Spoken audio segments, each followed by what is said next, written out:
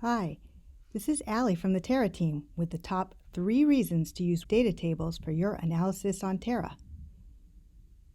In this video, I'll show how tables can make it easier to organize your data, launch the same workflow on lots of data, and run a downstream workflow analysis.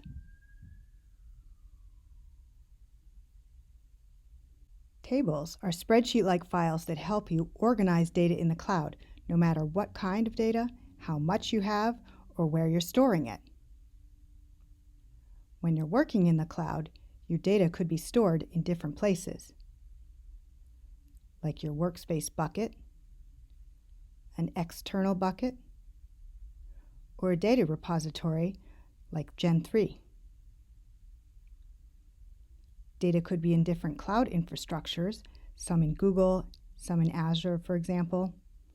Each file in the cloud has a unique ID, but can be hard to keep track, especially as the size of your study grows.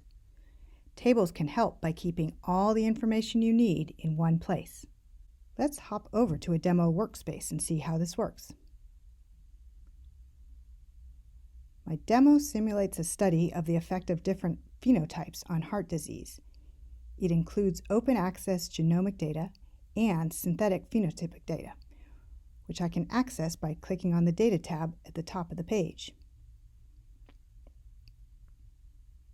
I've stored demographics and lab results for each person in my study in a subject table.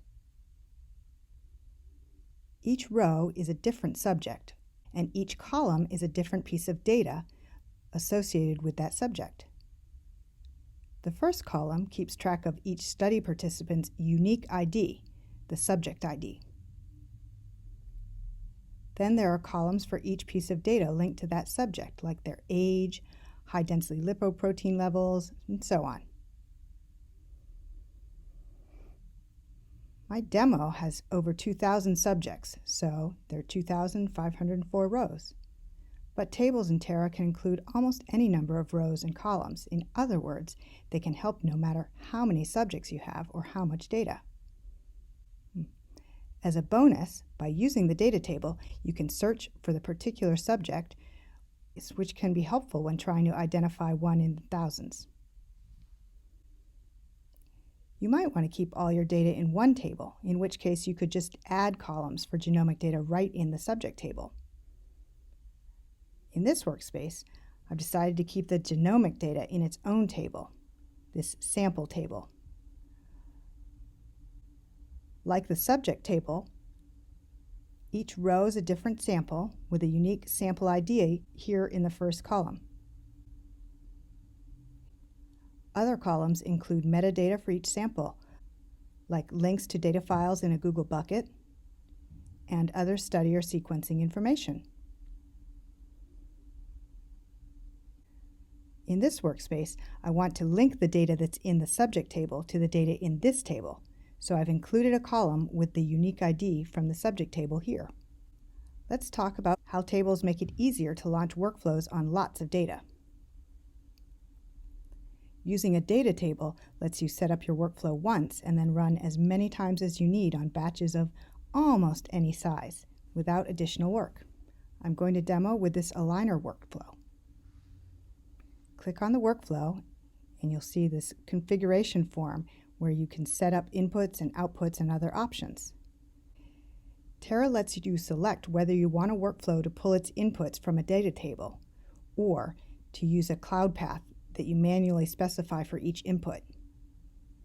Using the data table lets you choose all or some of the data right in the online form, and you can write your outputs back to the data table too. To choose which data to analyze, you click on the Select Data button.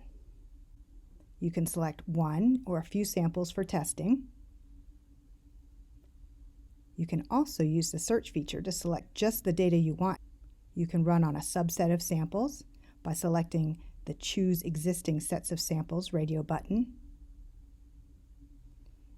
And when you're ready for the full analysis, you can run on all of your samples by selecting All.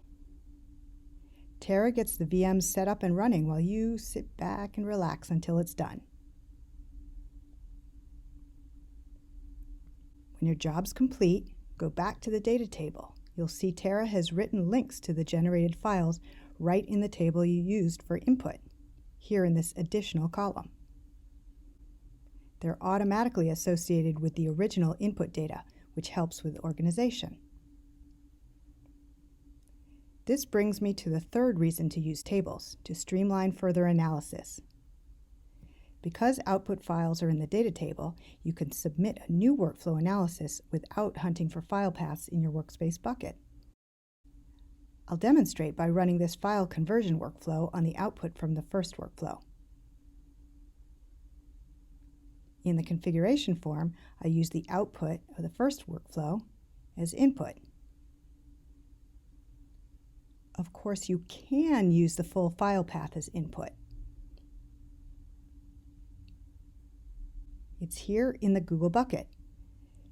It's a pretty long path to copy and paste, and it's not very human-friendly. You can see why I prefer setting up a data table once and not having to deal with file paths. I hope I've convinced you to give data tables a try. To get started setting up data tables, the video description below includes links to additional documentation and a data tables quick start tutorial. Thanks for joining me. I hope you enjoy your analysis on the cloud in Terra.